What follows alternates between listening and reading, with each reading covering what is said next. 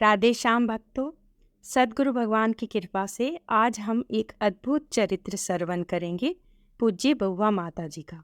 कैसे उन्होंने 108 रामायण के नवन पारायण करके सीताराम जी का साक्षात दर्शन प्राप्त किया और सुंदरकांड का पाठ करके उन्होंने कैसे साक्षात हनुमान जी के दर्शन प्राप्त किए, कैसे हनुमान जी ने प्रकट होकर उनका आसन स्वीकार किया और अपने अंत समय में कैसे श्री कृष्ण से वो वार्ता करती थी। आइए जानते हैं। यह चरित्र हम पूज्य लेखक श्री बंका भैया जी के शब्दों में ही श्रवण करेंगे। उन्होंने जैसे लिखा है, वे लिखते हैं, बहन सरोज और मुन्नी की पूजनीय माता का नाम तो था अम्बा देवी जी माथुर, परंतु वे हम लोगों के मध्य बउवा के नाम से जानी जाती थी।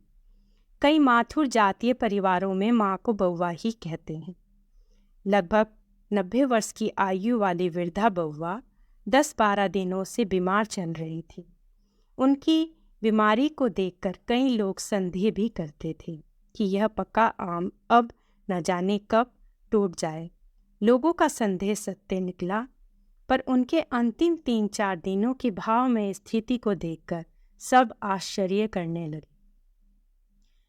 वैसे बउवा माँ ने अपने जीवन में साधना कम नहीं की थी, पर महापर्यान के समय भला किसकी ऐसी सुंदर प्रेममय स्थिति बन जाती है।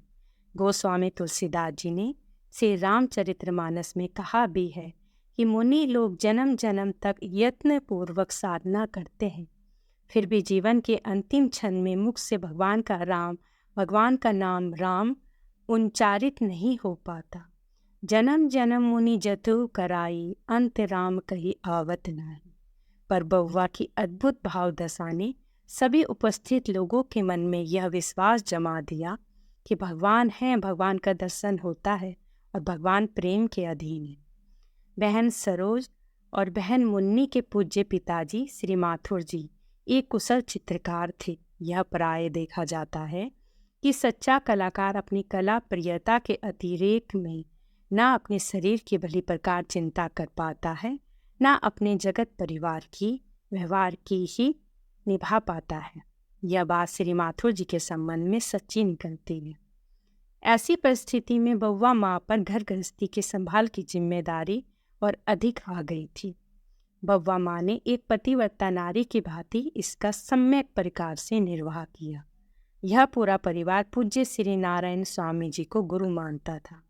ये श्री नारायण स्वामी जी वे ही हैं जो केवल टाट धारण किया करते थे और टाट वाले बाबा के नाम से प्रसिद्ध थे, और जिनकी एक लघु पुस्तिका एक संत का अनुभव गीता प्रेस से प्रकाशित है। अखंड मौन रहकर भगवान नाम का जप करने से टाट वाले श्री नारायण स्वामी जी महाराज को भगवान नारायण ने दर्शन दिए थे। इस पुस्तिका में उन्होंने स्वयं लिखा है, परम दयालु नारायण ने इस दास पर कृपा करके नर्मदा के किनारे चांदोद नामक स्थान में दर्शन दिए थे। पहले छम छम की आवाज आई, फिर विमान आया जिसको 4 पार्षदों ने उठा रखा था। साधन करने से इस दास को 3 वर्ष 6 मास 24 दिन में भगवान के दर्शन हुए थे। टाट वाले श्री नारायण स्वामी जी महाराज मौन एवं नाम जप को अत्यधिक महत्व दिया करते थे। अपने गुरुदेव की शिक्षा के अनुसार श्री माथुर जी प्राय मध्य रात्रि के समय अपने आसन पर बैठकर नाम जप और ध्यान की साधना किया करते थे। बउवा माँ प्राय अपराह यानी कि दोपहर काल तक मौन रहा करती थी। उन्हें बच्चों के लिए भोजन बनाना पड़ता था। जब बच्चे स्कूल चले जाते तब उनके बाद बउवा माँ अपने पूजा पाठ के नियम को पूरा करने में संलग्न हो जाती और नित्य नियम के पूरा होने के बाद ही मौन का विसर्जन करती थी। अयोध्या के एक संत के मुख से बउवा माँ ने सुन लिया था कि श्री रामचरितमानस के 108 नवहा पारायण पाठ का नियम लेकर जो अखंड रूप से पाठ करता है उससे भगवान के दर्शन होते हैं। बउवा माँ ने यह बात पकड़ ली और उन्होंने मानस का नवा पारायण आरंभ कर दिए। 3 वर्ष में बउवा माँ ने मानस के 108 नवन पारायण पाठ पूरे किए। उस दिन मध्य रात्रि के समय भगवान सीताराम जी विमान से पधारे।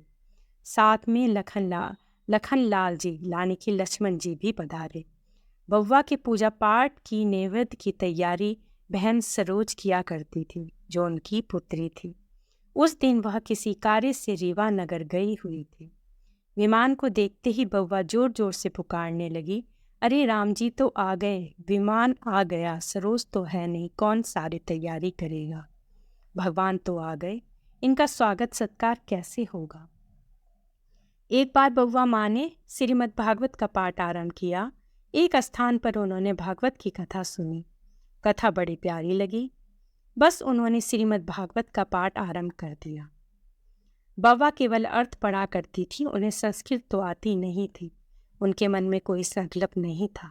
इतने दिन की अवधि में पाठ पूर्ण करना है, चाहे जितने दिन में भागवत पूरी पढ़ी जाए।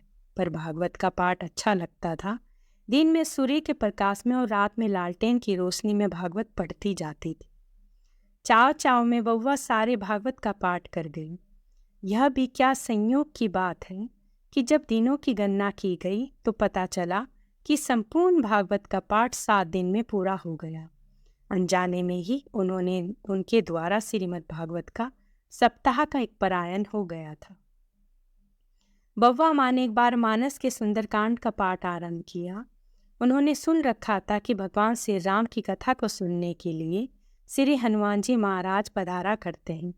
इस सुनी हुई बात के आधार पर बउवा माँ ने पाठ आरंभ करने के लिए पहले एक लाल आसन श्री हनुमान जी के विराजने के लिए बिछाया और श्री हनुमान जी का आह्वान करते हुए उन्होंने कहा, तुलसी की रामायण कथा कहूँ अनुसार, आसन लीजिए परम हिताये पवन कुमार।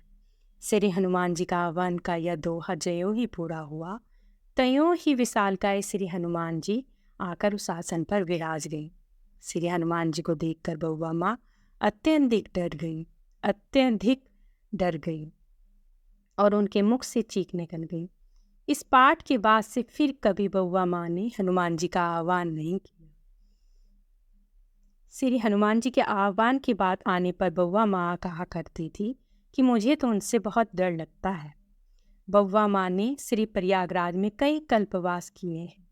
कल्पवास करने वाले को संपूर्ण माघ मास भर प्रयागराज में गंगा जी के किनारे रहना पड़ता है तथा प्रतिदिन त्रिवेणी पर संगम पर स्नान करना पड़ता है।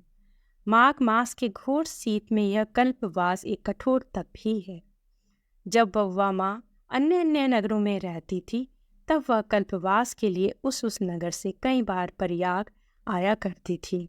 प्रयाग में रहते समय भी वह अपने घर से माघ मास में प्रतिदिन संगम स्नान के लिए त्रिवेणी में जाया करती थी। प्रतिदिन सपरिवार आने में बड़ी परेशानी हुआ करती थी।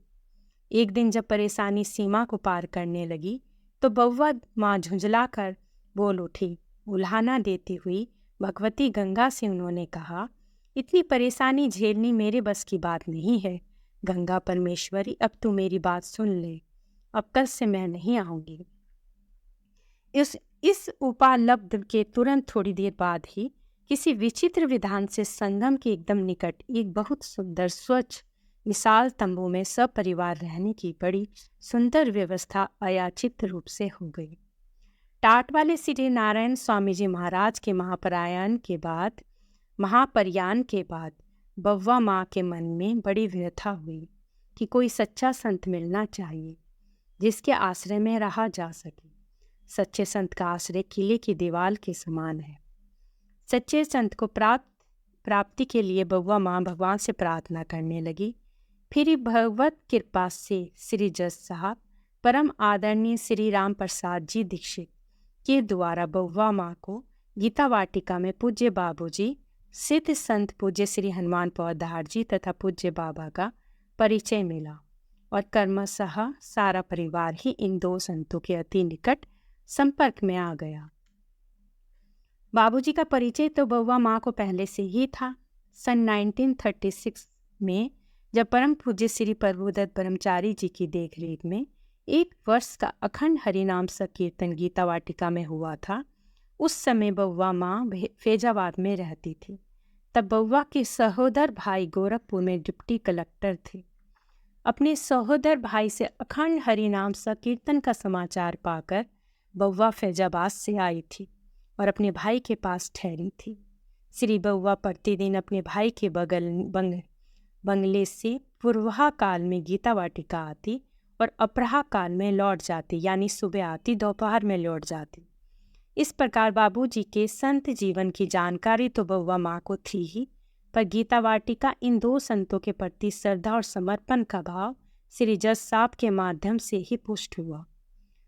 7 अप्रैल 1967 को जब बाबा ने मौन लिया था, तब बाबा के दर्शनार्थ बउआ माँ सब परिवार प्रयाग से गोरखपुर आई थी।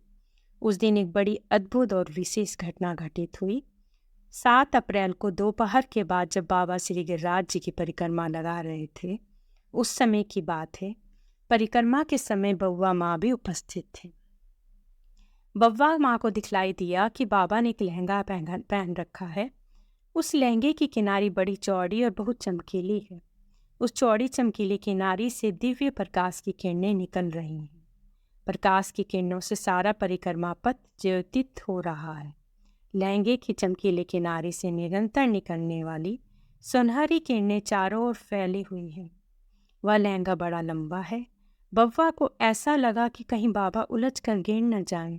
बाबा तो अपने संन्यास धर्म के अनुसार सहज स्वाभाविक गैरिक वेश में ही थे, पर किसी अचिंत्य सौभाग्य के फलस्वरूप भाव राज्य से संबंधित वास्तविकता की किंचित झांकी सत्व संपन्न हृदय वाली बउआ माँ को हो गई थी। जो भी हो, उस दिव्य लोकोत्तर अनुभूति के कारण बउआ माँ ने मन ही मन समाधान कर लिया कि ये बाबा लहंगा पहनते हैं। शायद इसीलिए लोग इन्हें राधा बाबा कहते हैं। राधा बाबा नाम का रहस्य अपनी खुली आंखों से देखकर बउआ माँ का मन हृदय गहरी श्रद्धा से भर गया। सन 1972 में पति देव श्री माथुर जी के दिव्यंगत हो जाने के बाद बउआ माँ गीता वाटिका में रहने लगी।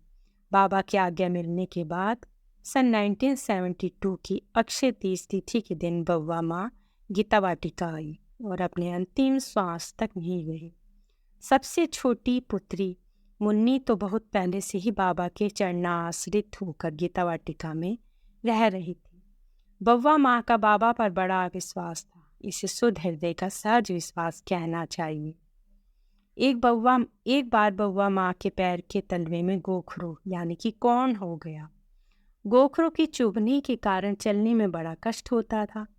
जब इनके बारे में बउआ माँ ने बाबा को बतलाया तो बाबा ने विनोद करते हुए कहा कि मैं तुमको एक मंत्र बतलाता हूँ। हंसते हुए कहा, जंतर मंतर घूंगा सारी बुढ़िया खाई लसलोन सुपारी। बस इस मंत्र को 3 बार पढ़कर 3 अंजलि जल पी लिया करो। इसे सुनकर बउआ माँ बड़ी प्रसन्न हुई। बाबा ने तो विनोद किया था, परंतु बउआ के मन में इसे एक सत्य के रूप में स्वीकार कर लिया। अब बउआ माँ प्रतिदिन इस मंत्र को पढ़कर जल पीने लगी और आश्चर्य की बात कि बउआ माँ के पैर का गोखरू कुछ दिन में ही ठीक हो गया। सवेरे उठते ही बउआ माँ का दैनिक लीला चिंतन कर्म आरंभ हो जाया करता था। लीला चिंतन निम्नलिखित पंक्तियों से आरंभ होता था। उठो मेरे लाल मदन गोपाल, आए तेरे ग्वाल बुलावन को। चुटिया चुपड़ी दही माखन सो, बंसी लो शंख बजावन को। वृंदावन जाए आनंद करो, लकुटी ले गयो चरावन को। लीला चिंतन के कारण व्यस्त रहने वाली बउआ माँ कई बार मुन्नी से कहा करती थी, मुन्नी बाई जो उनकी पुत्री थी, अपनी इन सब कामों से मुझे फुर्सत कहाँ मिलती है।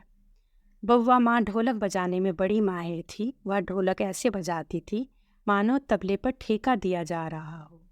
बउआ माँ को पान खाने का बड़ा शौक था। वृंदावन से पूज्य श्री महाराज जी, पूज्य श्री बालकृष्ण दास महाराज जी, वेणु विनोद कुंज वाले जब गीता वाटिका आया करते थे तब बउआ माँ उनको पान अवश्य दिया करती थी। बाबा ने भी बउआ माँ से मांग कर कई बार पान कई बार आरोगा है। बउआ माँ एक बड़ा सुंदर तामोलिन वाला पद भावपूर्वक गाया करती थी। इस पद में जनकपुर की तमोलिन दुल्हा से राम से पान आरोगने के लिए आग्रह कर रहे हैं। इस पद को बाबा ने कई बार बउआ माँ से परिक्रमा करते हुए सुना है। बउआ माँ के मुख से यह पद बड़ा अच्छा लगता था। तमोलिन वाला पद इस प्रकार है। खाते जाना गिलोरी तमोलिन खड़ी, पड़ा है केवड़ा कत्थे से महक आती है। गिलोरी मेरी बड़ी दूर दूर जाती है, तमोलिन हूँ मैं जनकपुर की नाम मोती है, तुम्हारी जानकी मेरा ही पान खाती है। पड़ी दोनों इलायची छोटी बड़ी, खाते जाना गिलोरी तमोलिन खड़ी। 90 वर्ष की आयु हो जाने से अति वृद्धावस्था के कारण बउआ माँ का शरीर काफी कमजोर हो गया था। बउआ माँ खाट पर चुपचाप पड़ी रहती थी। जीवन के अंतिम दिन में वह कुल 15-16 दिन बीमार रही होगी। बुधवार 1 फरवरी के दिन से बउआ माँ की स्थिति में परिवर्तन आया। इस दिन शाम को अधिक बीमार होने के कारण बउआ माँ खाट पर लेटी लेटी गाने लगी। उनके गायन के द्वारा ही उनकी भाव दशा का परिचय मिलने लगा। बउआ माँ ने गीत गाया, जसोदा का कुंवर मेरा दिल हो चुका है, मेरा दिल हो चुका है, जिगर हो चुका है। गाते समय लय ताल में चूक नहीं होती थी। धीरे धीरे बात फैलने लगी। बउआ इतनी बीमार हैं कि संभवतः उनके चले जाने की संभावना है। इसके बाद भी वह मस्त होकर लय ताल सहित पद गाती थी।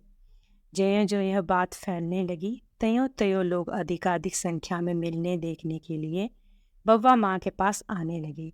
बउआ माँ ने अपने पद में 2 पंक्तियाँ और जोड़ दी थी। जसोदा का कुंवर मेरा दिल हो चुका है, मेरा मन हो चुका है, तेरा तन हो चुका है, मेरा प्राण हो चुका है, प्राण का प्राण हो चुका है। शुक्रवार 3 फरवरी की शाम को कई लोग बउआ के पास बैठे बैठे उनके गायन को सुन रहे थे, उनकी मस्ती को देख रहे थे। बउआ तो अपनी मस्ती में गा रही थी। तभी एक ने पूछा, क्यों बउआ, वह तुमको दिखलाई देता है क्या? बउआ ने चट कहा, वह मेरे सामने ही तो खड़ा है। फिर पूछा गया, वह अकेला है या श्री राधा जी भी उनके साथ में है? बउआ माँ ने कहा, नहीं, राधा जी नहीं है, वह अकेला ही है। पुनः जिज्ञासा हुई, वह तुमसे बात करता है या नहीं?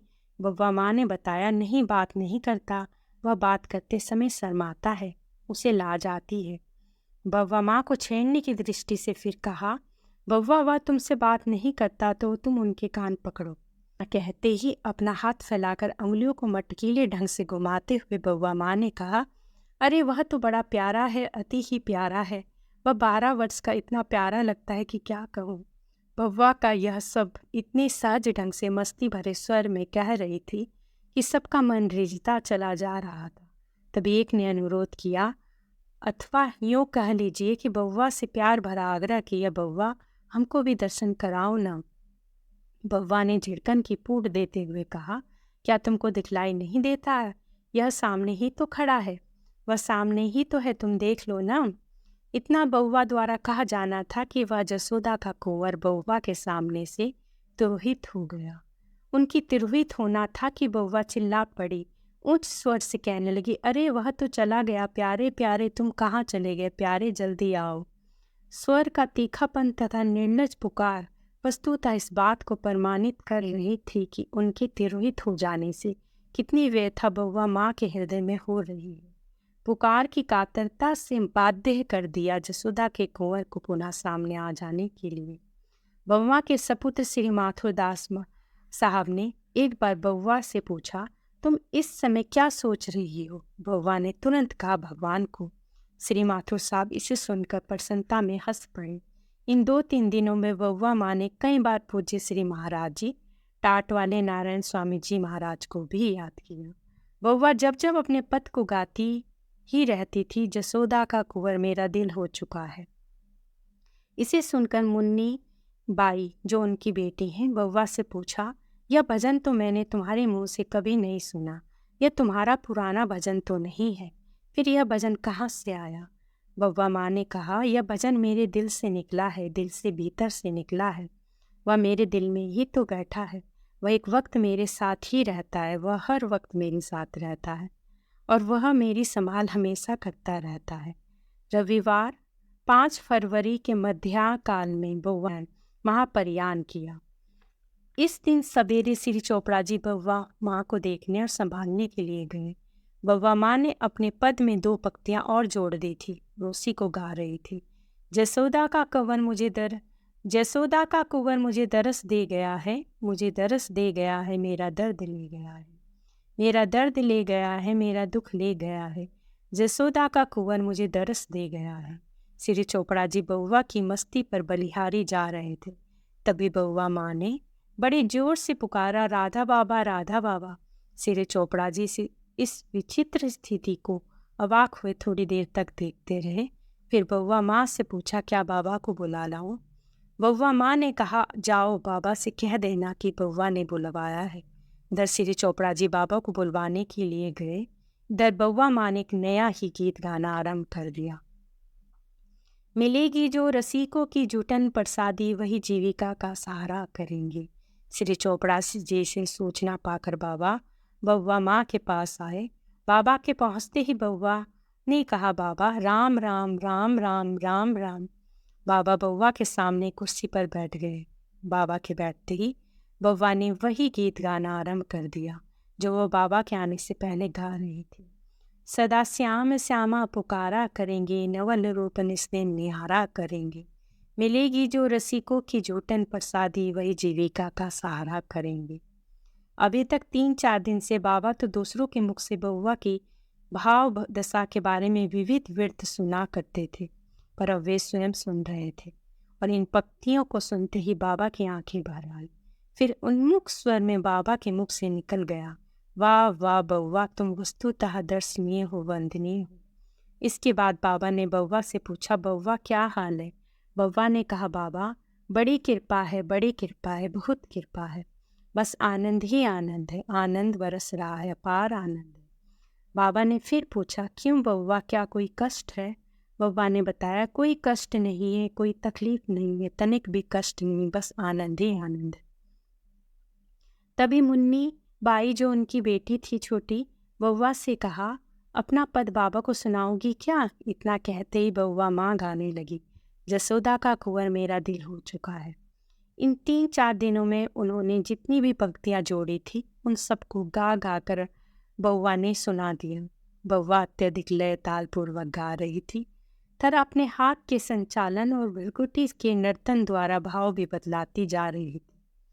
वह हर वक्त पंक्ति बड़े ही लहजे और लटक से गा रही थी।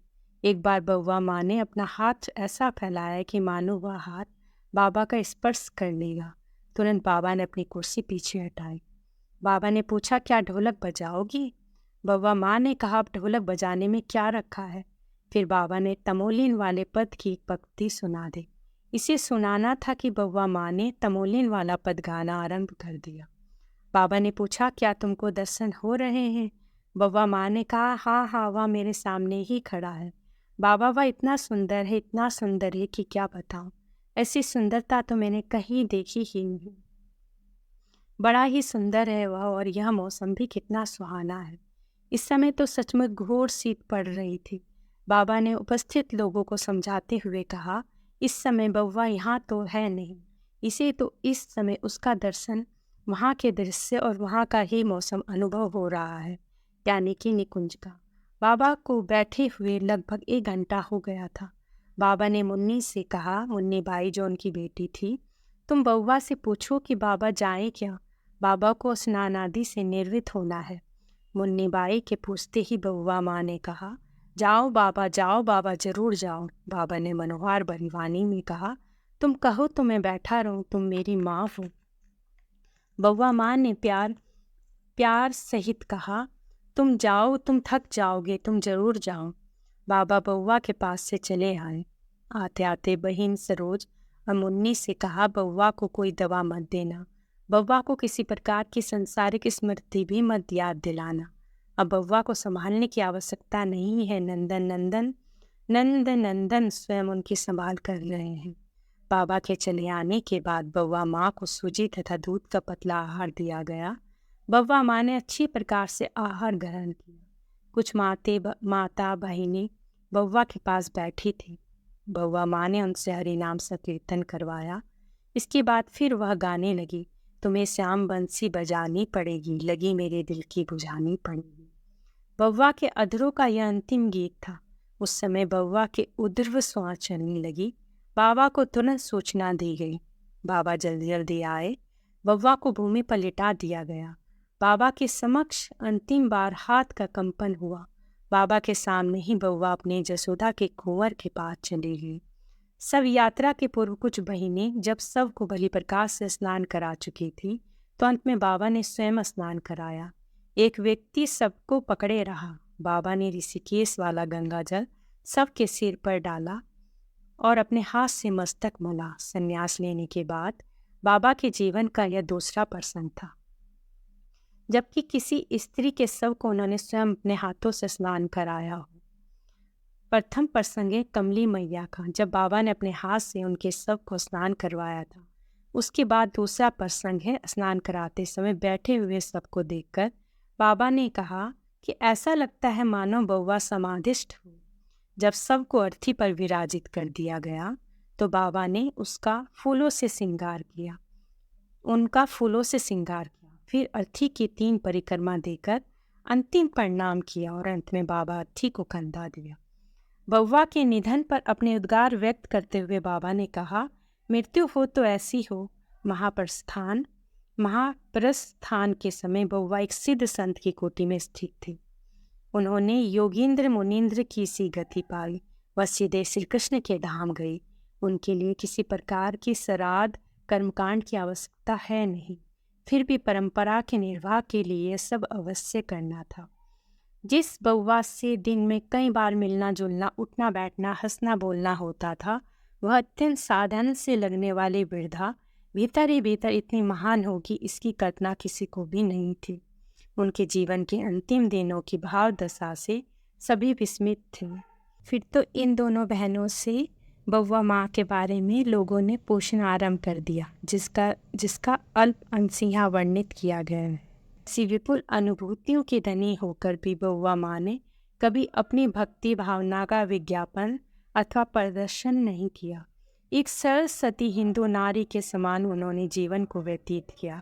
इतनी भक्तिमती होकर भी बउआ माँ की रहनी अत्यंत साधारण थी। उनकी इस परछन महानता को देखकर मस्तक बरबस झुक जाता है। उम्मीद करते हैं भक्तों, आज का चरित्र आपके लिए अत्यंत उपयोगी होगा। ऐसी माता के चरणों में हमारा बारंबार प्रणाम, कोटि कोटि प्रणाम। राधे श्याम भक्त।